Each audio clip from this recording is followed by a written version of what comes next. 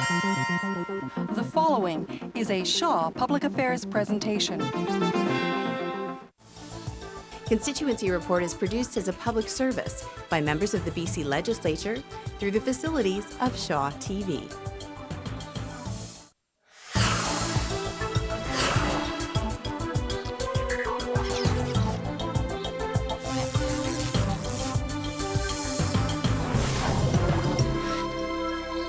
Hello and welcome to Constituency Report. I'm Tracy Palazzari, joined today by Gordon Hogg. He is MLA for Surrey, White Rock. Hello, Gordon. How are you? Hello, Tracy. I'm just delightful today. Thank you. Delightful. Good word.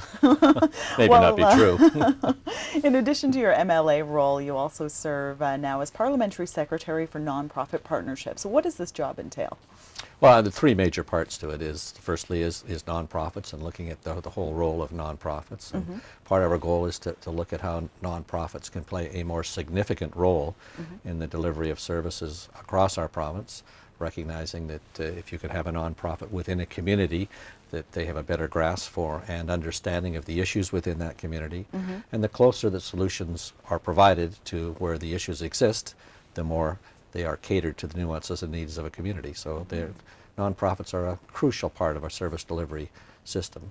The second part of that is volunteers, which is obviously uniquely and tied to the notion of nonprofits. And volunteers are, although traditional ways that we understand volunteers to be, whether they're volunteers that serve on the boards of nonprofits, whether they deliver Meals on Wheels or they coach minor hockey or Little League. But there's also the non-traditional volunteers, the people who provide services to many of our seniors. In fact, between 80 and 90% of the services provided to seniors are provided by friends and family. And they're the sort of the passionate caregivers that are never recognized in the broad sense of healthcare or of volunteerism. And should we lose those, our healthcare system would certainly be lost. And the World Health Organization is now telling us that one of the important variables in life expectancy is contact with other people.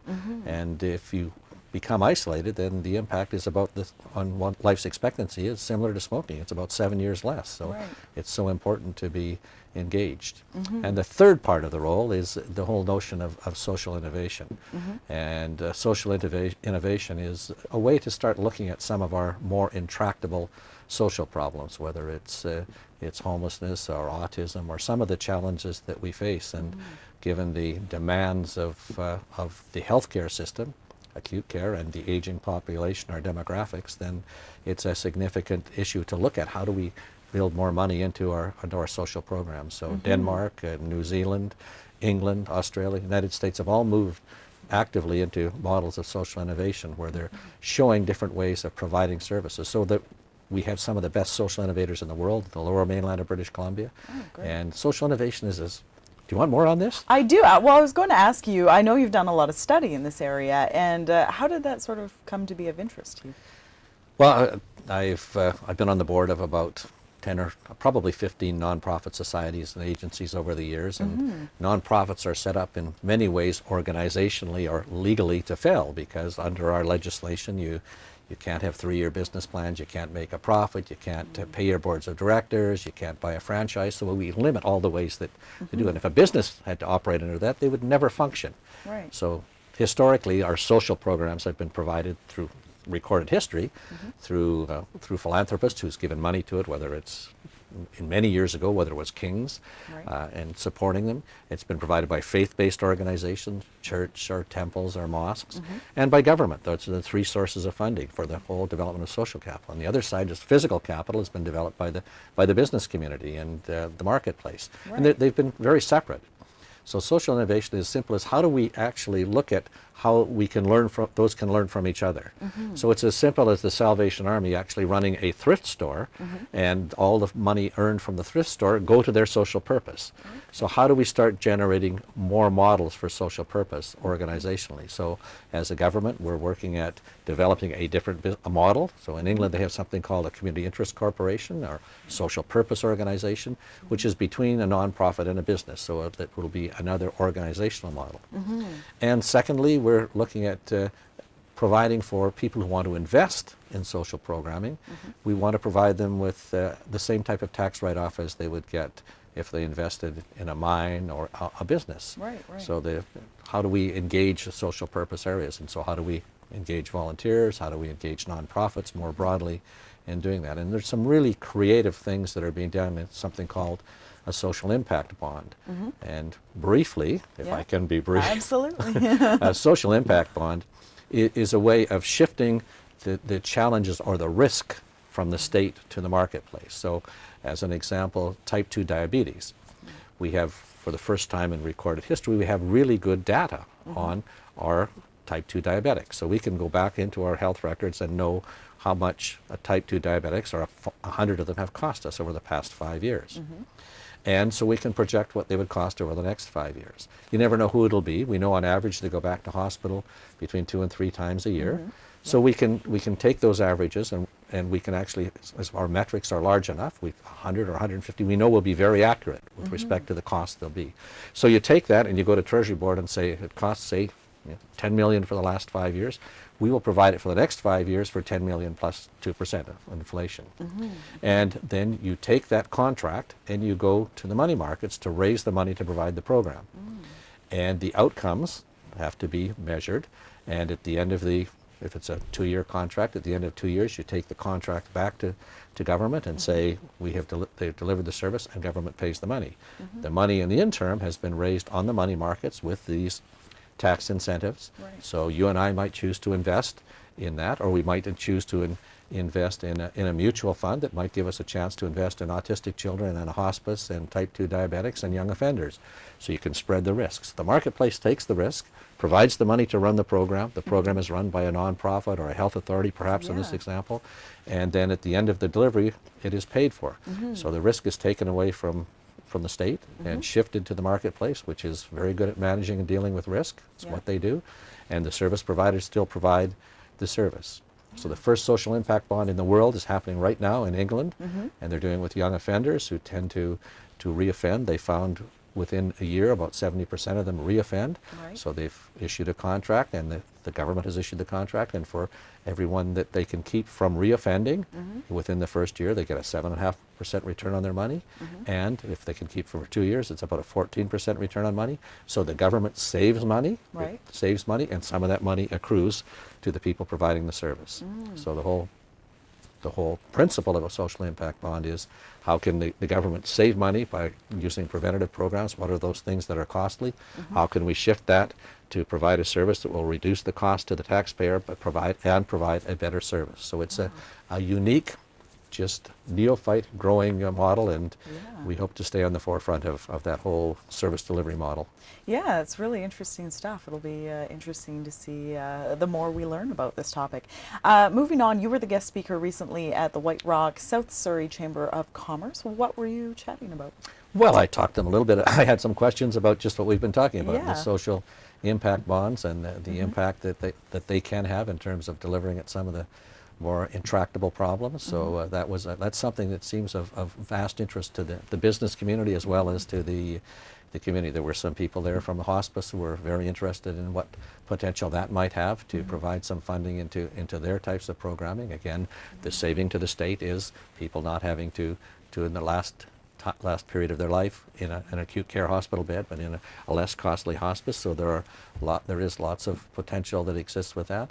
And talking more broadly about government and the initiatives and the directions that we're going, and something that is also of interest, or was of interest to them and continues to be, is we as politicians in Western democracies tend to get evaluated based on gross domestic product.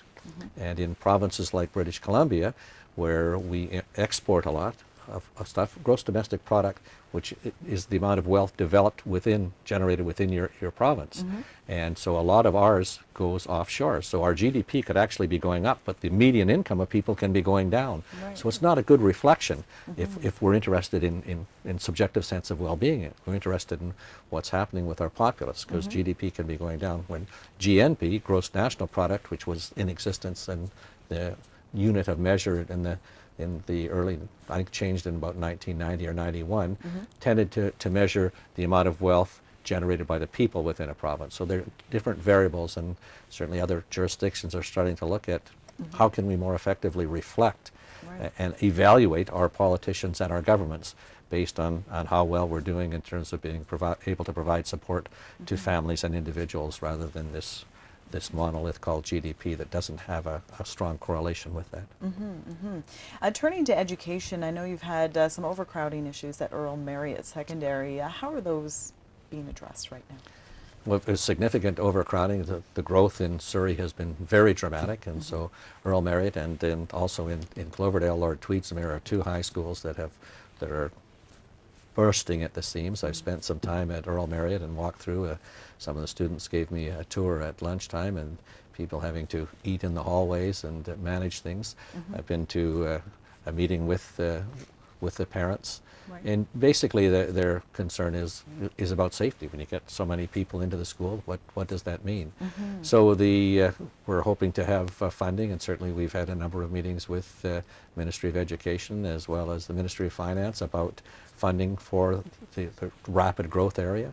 With the downturn in the economy, there hasn't been new money for new schools for the past, I think, 3 years since there has been an active growth in that area. So we recognize the need.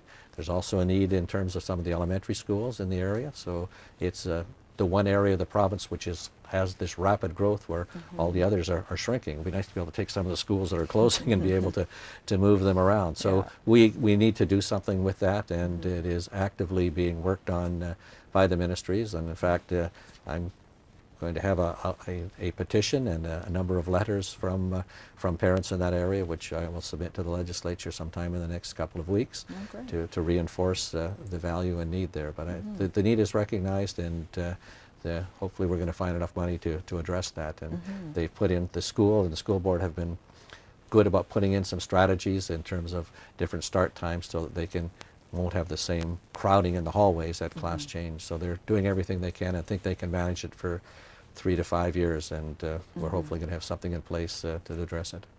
Good to hear. We also, well, we know schools are significant facilities in the community, and another one that's about to have its grand opening in June, the Centre for Active Living. Tell us a bit about this. Well, the Centre for Active Living is started out with just a refurbishing of the curling club, and when I was responsible for health promotion under the Act Now model, one of the things we did was we made a substantial grant, about just over 30 million, to the Healthy Living Alliance, which is cancer, diabetes, heart and stroke, BC Lung. There were 9 partners in that. And we said to them, you are all competing with each other for funds, looking at ways to have the research to find cures. Right. We want you to look at also prevention and to health promotion. So they work together in the health promotion model, and that model received acclaim from the World Health Organization. So I was looking at how can we replicate what was done with all of those agencies on a provincial level? Can we do that at a local level? So in conjunction with the federal government, the City of White Rock, a Rotary Club, and most importantly the Hospital Foundation and the South Surrey Foundation, the South Surrey White Rock Foundation, we've come together and developed a model. So the part of it is being released by the Fraser Health Authority, which will deal with chronic care issues. So they'll deal with people who have had heart attacks and strokes and need more activity, and they monitor them and are able to move them out of the hospital. They can live at home and get some of the services there. And downstairs we will have about 3,100 square feet for these nonprofits in a local area. So we've been spending money renting space all over the community. Of course. Yeah. They'll come together in one space. They'll have the synergies of being together in a quantum way, and be able to hopefully work together with each other's challenges, because the precursors to the diseases that they're dealing with tend to be very similar. It's about healthy eating, physical activity, and a number of issues. So they're looking at how they can manage and work together.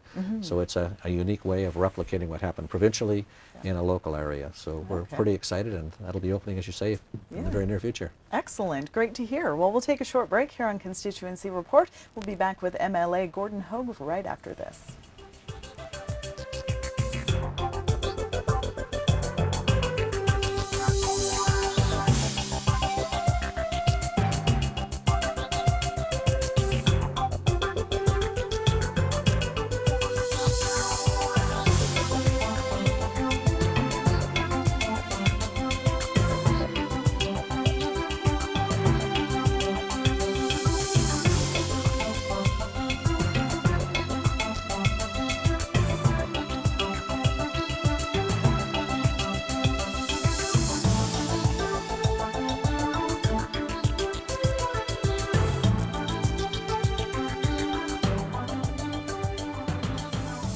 Welcome back to Constituency Report here on Shaw, joined today by MLA Gordon Hogg from Surrey White Rock. Before the break, we were chatting about the Centre for Active Living, the importance of active living. You actually founded a really unique program called Night Hoops that has some benefits beyond physical activity. And before we chat about it, we're going to take a look at a piece that was done by Shaw TV's The Express on Night Hoops. Let's take a look. The 15th annual Night Hoops basketball season is well underway, giving a whole new generation a chance to learn some life skills through the game of basketball. The 15th season of Night Hoops jumped into action for another year. The anniversary event was celebrated by past, present, and future members, with a special award given to Gordon Hogg, who founded the Night Hoops program. Thank you for coming out today and for having such a great vision and a great idea. I was the director of Willingdon Youth Detention Center, and I was sitting in my office at one point looking at the statistics in terms of offenses by young offenders, and over 90% of them were late at night, and it seemed that we didn't have a lot of programs in the evening. Night Hoops seemed like a logical way to do that. Our goal was certainly not excellence in terms of athleticism. Our goal was a good citizenship, being engaged in and being engaged with their community and caring about each other. And those, I think, are the stories that are most important. For feeling good about themselves and feeling like they were participants in a community, participants in a team. And the first step towards that was being part of a team. Steve Anderson, the Night Hoops program manager, continues to develop, promote, and encourage young people to get off the streets and onto the court. Hey guys, thanks for coming to the championship event and playing in the program. We've got prizes for you guys. But when I get into the gym and I see the kids playing and I see them competing and having a lot of fun, wearing a Night Hoops jersey, representing their community center or neighborhood house, it's really great. And we involve kids from some that don't have anything else that they can do on a Friday, Saturday night. Some don't have a lot of parental supervision. We're able to give them a safe place to be on Friday, Saturday night with a coach who cares about them. Kids can go to their community center and ask, when's Night Hoops starting up? Do we have a team here? And then, through the youth worker at the center, they'll fill out the referral forms and get involved in the program. The beautiful thing about that is in Night Hoops, there's no tryouts, there's no cuts. You just have to love to play basketball and want to be part of something. The day closed with some local youths taking on the Vancouver Police Department. But it wasn't about the score, it was all about having fun playing the good old Canadian sport of basketball. Well, maybe a little bit about the score. For The Express, I'm Charles Bosio. That was a great piece we just saw there. What kinds of benefits do you and the facilitators of the program see in these kids from beginning to end? Well, when the program started, when I originally had the idea of putting this together, I was the director of Willingdon Youth Detention Center, which is the largest jail in the province for youth. Mm-hmm. I had worked as a youth probation officer in Surrey and ridden with the police and gone to the youth gang issues on the street and domestic violences, and recognized that about 90% of the offenses committed by young persons were committed late at night. And of course, we traditionally don't have any programs late at night. So we looked at and developed something called Night Hoops, which was a late night basketball program. Mm-hmm. To get into it, people had to be referred by a social worker, a police officer, a school counselor, or a probation officer. So they were deemed to be behaviorally at risk or in need of something active to do late at night. Right. And most of them had not been involved in a team or that sense of how do you share in a team and what happens in a team concept. Mm-hmm.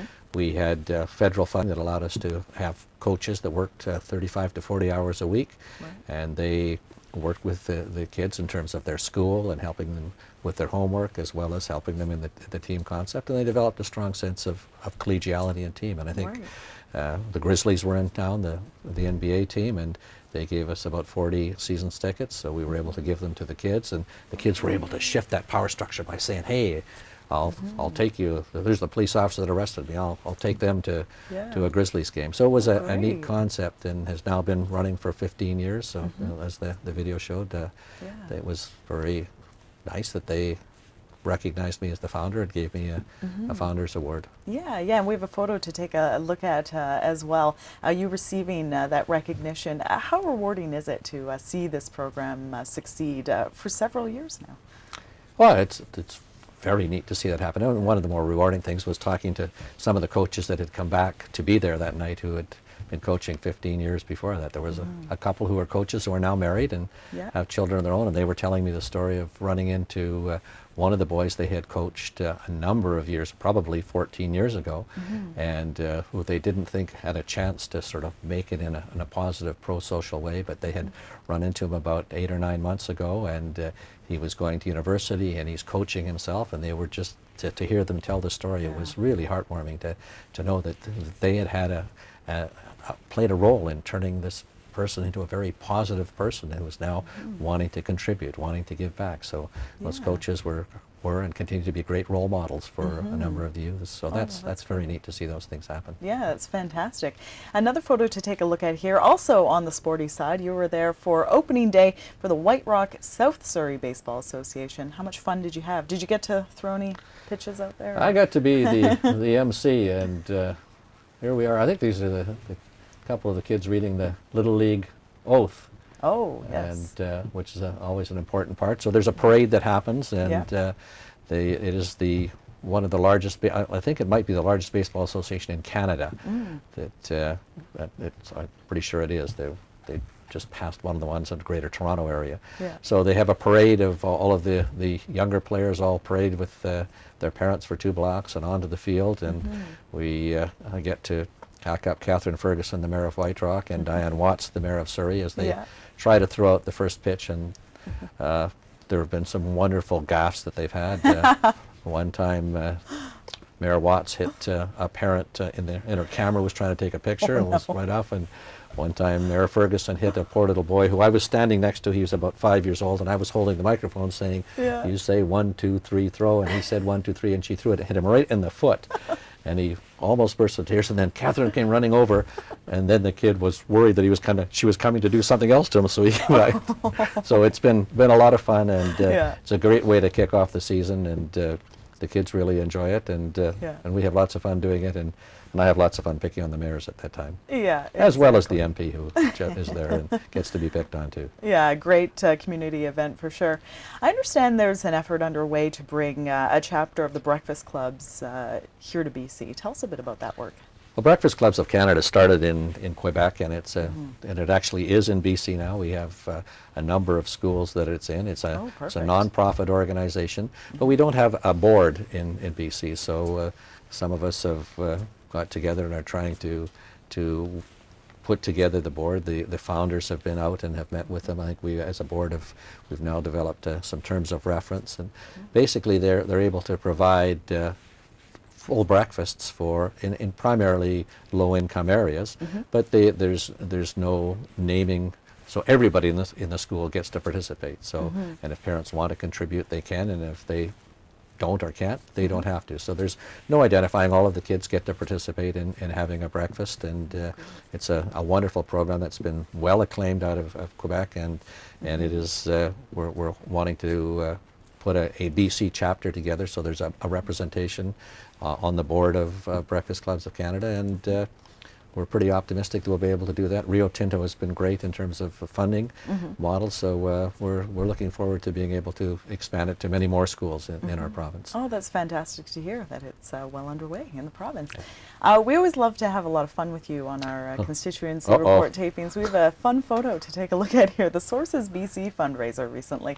It's quite an outfit you've got there, Gordy. Well, thank you very much. I was the auctioneer, and ironically, the theme was the 60s, and so I think that the way I was able to dress probably fits in reasonably well with the 60s. And Sources is one of the community nonprofits that provide great services across the South Surrey White Rock area, and into Delta now, and many parts of Surrey. So they do great work, and each year they have the gala as a fundraiser, and we have lots of fun at that, and raised lots of money as lots of people from across the community come out to recognize their good work and support those good works through their dollars and their energy, and they have a lot of fun doing it. Yeah, it looks like it. You want to sign up next time, Tracy? I know. I'll loan you the hair. In the closet. Well, I thought we'd leave off with one really beautiful photo, a candlelight tribute to fallen veterans that happened recently. And I understand some 3,000 graves were marked with candles and flags, and just such a beautiful photo to end off our show with. Yeah, that's a great photo, and it was held on VE Day, I think it was the 66th anniversary of the Victory in Europe Day. Yeah. It's something that the Dutch started years ago, and they still have a tribute to the Canadians that liberated Holland, and it has been now been going for a number of years in British Columbia, and not that many years, I think it's 10 or 11 years, so it's a great tribute to our veterans and a great way to recognize and remember them. Absolutely, and a great way to end our program. It's been fun, as usual. Thank you. Thanks so much for being here today.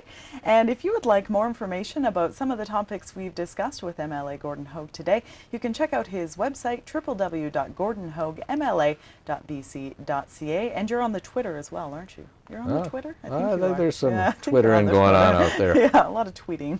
So you can check him out on Twitter as well. My thanks to Gordon Hogg, MLA for Surrey White Rock, and we will have more constituency report for you. Please join us next time.